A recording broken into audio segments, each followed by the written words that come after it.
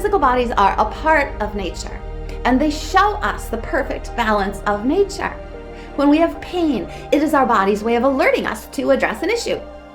We then have a choice. We can attend to the issue in a healthy way, leading us into increased health, and often a health that we had before we had the pain, or we can ignore the pain at our own peril and potentially increase the pain. We can see painful issues and events from a limited perception, ignoring the fact that healthy solutions will always increase the collective well-being, thereby improving our own well-being. Or we can use a more comprehensive perception and know that the discomfort is leading us into choices for learning about and growing into our collective greater well-being. A true solution for anyone is never destructive for anyone else. Number 10, we are a very small part of a very large system, an infinite system. Each of us has the potential to affect other lives more powerfully than we can ever understand. Whether we are noticing it or not, everything has a bigger purpose than what our human brains can comprehend. We really don't even understand who we are. We're always asking, why are we here? This question assumes, this why are we here question, it assumes a cause and effect paradigm. But it's best to let go of the limited idea that the cause and effect paradigm is comprehensive. The cause and effect paradigm is fine for understanding and using that idea, but remember that there is always more happening beyond your linear awareness of cause and effect. The cause and effect paradigm is a tool that can be very useful, but don't use it to create a perceptual limit. Number 11, when you let love control you and have reverence for all life, you will feel the freedom and the peace that come from surrendering the limited idea that you know the reasons behind and ahead of what is happening. Now, I want to take a minute or two to share an experience that I had last year, in which I had an opportunity to see a challenging situation with either a micro perspective or to look for a greater purpose for the situation. I went to get an item repaired, and it was a critical item that I was using to keep connected with other people during the pandemic. The process of what I expected to be a one-time appointment for a simple repair evolved into several trips and several appointments.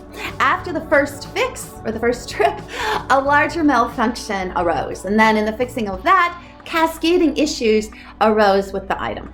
The repair personnel were baffled and they were frustrated at first, as they said they hadn't seen a problem like this before. But over time, they became increasingly patient. And I do want to mention that I was not charged extra for any of these new issues. So the other thing that happened was, on top of all of the issues with the device, some of the necessary repair people were ill and so they weren't available.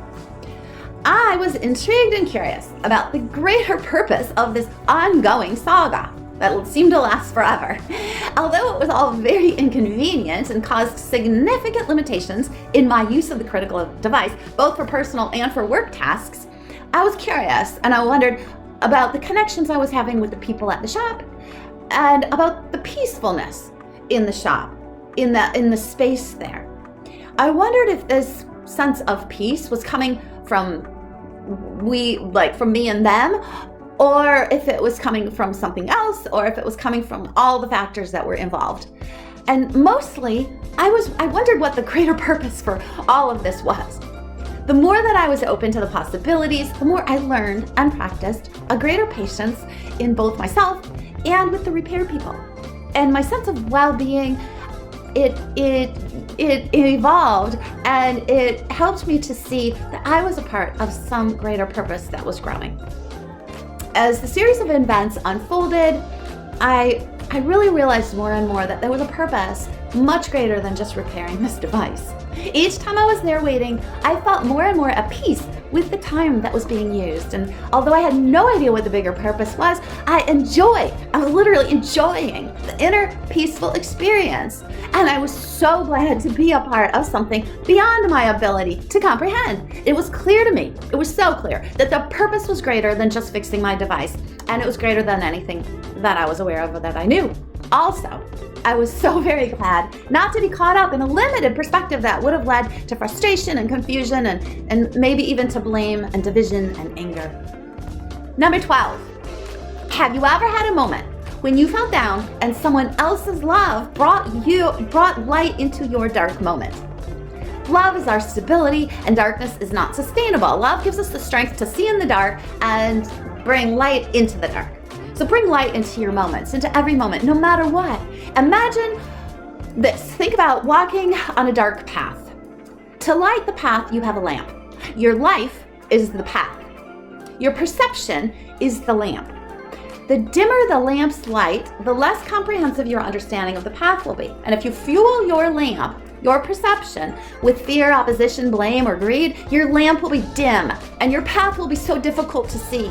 You'll be more easily misled into more blame and more fear and more division. But if you believe your best fuel is love, your lamp, your perception will be clear and your life will have more light. You'll be able to see the other paths around you, and you'll be able to work together in a collective well-being. Each of us has the potential to shine love more powerfully than we can ever understand. And we can shine that love, that light, we can shine it onto our own path. We can also shine it onto all the paths of all the lives around us. We touch so many lives. Number 13. Each of us exists because an immeasurable number of factors have come together to make space for us and to form our lives. This is